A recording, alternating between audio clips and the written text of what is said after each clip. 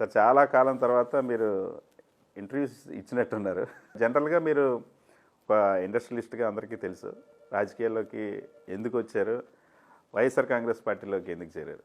మా ఫాదర్ 81లో సర్పంచ్గా ఉండి అలా రాజకీయ ఇంట్రెస్ట్ తోటి మా ఫాదరు చిన్నాన్నగారు రాజశేఖర రెడ్డి గారితో కలిసి కలవటము, రాజకీయంగా కాంగ్రెస్ తోటి ఆ రోజుల్లో తిరుగుతూ ఉండేవారు.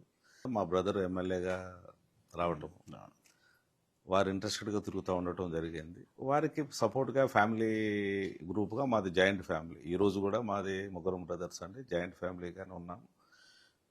రాజశేఖర రెడ్డి గారి నుంచే మేము ఏ రోజు కూడా ఆయన మీద అభిమానము, వైఎస్ అంటేనే మాకు ఆ అభిమానంతో మేము రాజకీయంగా ముందుకెళ్తూ ఉన్నామండి.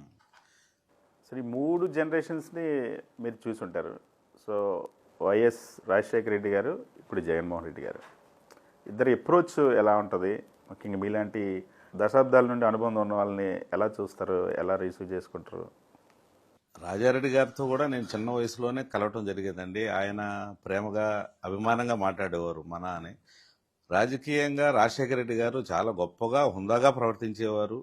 చిన్న వ్యక్తిని కానీ పెద్ద వ్యక్తిని కానీ ఆప్యాయంగా రావటం, ఏమన్నా ఏం జరుగుతుంది, ఏం కావాలి, ఎలా ఉంది, ఏంటి మీ సమస్య ఏంటి అని ప్రేమగా మాట్లాడి సాల్వ్ చేసేదానికి ప్రయత్నం చేసేవాడు. చిన్న పెద్ద అనేది కూడా చూసేవాడు కాదు.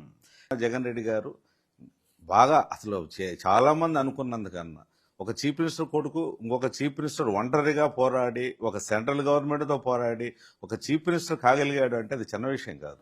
ఇండియాలో చాలా తక్కువ మంది ఉన్నారు, 2-3 తప్ప ఎవరు లేరు. అలాంటిది ఒక ఇంత పెద్ద పొలిటికల్గా రాజకీయ చైతన్యం ఉన్న స్టేట్ ఇది.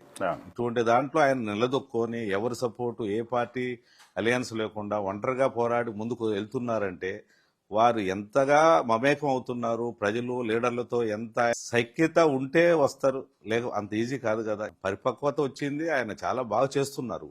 సో కడప జిల్లా వైఎస్ఆర్ జగన్మోహన్ రెడ్డి ఫ్యాక్షనిస్టులు, వీళ్ళు ప్రజల్ని పీడిస్తారు, వేధిస్తారు, అవినీతి పరులని ఒక ముద్ర భయంకరంగా ఎప్పుడు రాజకీయాలు ఉన్నప్పటి నుండి వేస్తూనే ఉన్నటువంటి పరిస్థితి. మీలాంటి జనరేషన్స్ నుండి ఫాలో అయ్యే వాళ్ళందరికీ కూడా వాటి విన్నప్పుడు ఏమనిపిస్తుంది?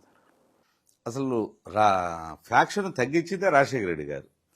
రాజశేఖర రెడ్డి గారి కన్నా బిఫోర్ భయంకరంగా ఉన్న ఫ్యాక్షన్ను వారు రాజకీయంగా వచ్చినప్పటి నుంచి వద్దు, ఫ్యాక్షన్లు వద్దు, రాజకీయాలు మన ఫ్యామిలీసే ఇదైపోతున్నాయి అని ఈవెన్ కర్నూలు, అనంతపూర్లో కానీ కడపలో కానీ ఫ్యాక్షన్ తగ్గించి చాలా కంట్రోల్ 10%కి తీసుకెళ్లగలిగారు.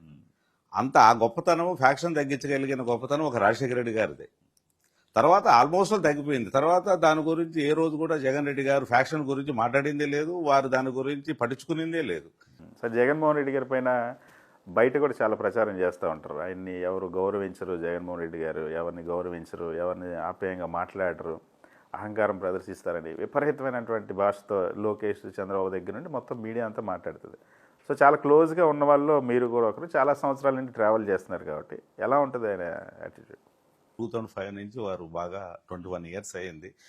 ఏ రోజు ఆ రోజు ఎలా పలకరించారు, అన్నా అని అభిమానంగా లేచి నిలబడి, చీఫ్ మినిస్టర్గా కూడా లేచి నిలబడి అన్నా అని ఆలింగనం చేసుకొని ప్రేమగా మాట్లాడతారు. నన్ను కాదండి, ఎంతమందినో చూశాను. ఆయనంత ప్రేమగా ఏ రోజన్నా చంద్రబాబు నాయుడు గారు ఎవరినైనా పలకరించారా అంత ప్రేమగా? జగన్ రెడ్డి గారు ఎదుటి ఒక లీడర్నైనా, ఒక వ్యక్తి, ఒక ఇండస్ట్రియలిస్ట్ వచ్చినా, వేరే స్టేట్ నుంచి వచ్చినా ఆయన ఎంతో అభిమానంగా మాట్లాడటము, ఆయన బిహేవియర్ 100% పర్ఫెక్ట్ ఉందండి. జగన్ రెడ్డి గారిది ఎలాంటి డివియేషన్ లేదు. బయట వారు ప్రచారం చేసుకోవటం, జగన్ గారు నెగిటివ్ అని చెప్పుకుంటే ప్రచారం 10 సార్లు చెప్తే నిజం అవుతుంది అనుకుంటున్నారు. కానీ వారితో తిరుగుతున్న మాకు తెలుసు వారు మాకు ఎంత రెస్పెక్ట్ ఇస్తారు అనేది మాకు తెలుసు. రాజ్యసభ సభ్యుడిగా మీరు దాదాపు ఒక 2 ఇయర్స్ బ్యాక్ అవకాశం వచ్చింది. రాజ్యసభకి ఎందుకు వెళ్ళాలనుకున్నా? జగన్మోహన్ రెడ్డి గారు మీకు ఎందుకు అవకాశం ఇచ్చారు? జగన్ రెడ్డి గారు 2008లోనే రమ్మన్నారు, రాజ్యసభకు రమ్మన్నారు.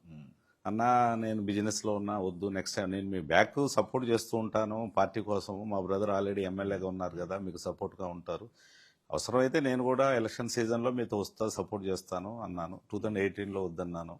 2019లో ఎమ్మెల్యే నిలబడండి, నువ్వు మంత్రి కావాలి, నువ్వు నా క్యాబినెట్లో ఉండు అన్నారు.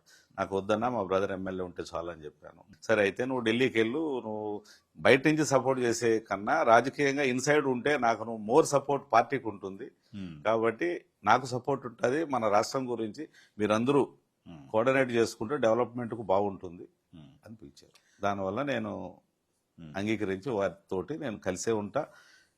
నా రాజకీయం ఉన్నంత వరకు నేను జగన్ గారితోనే ఉంటా.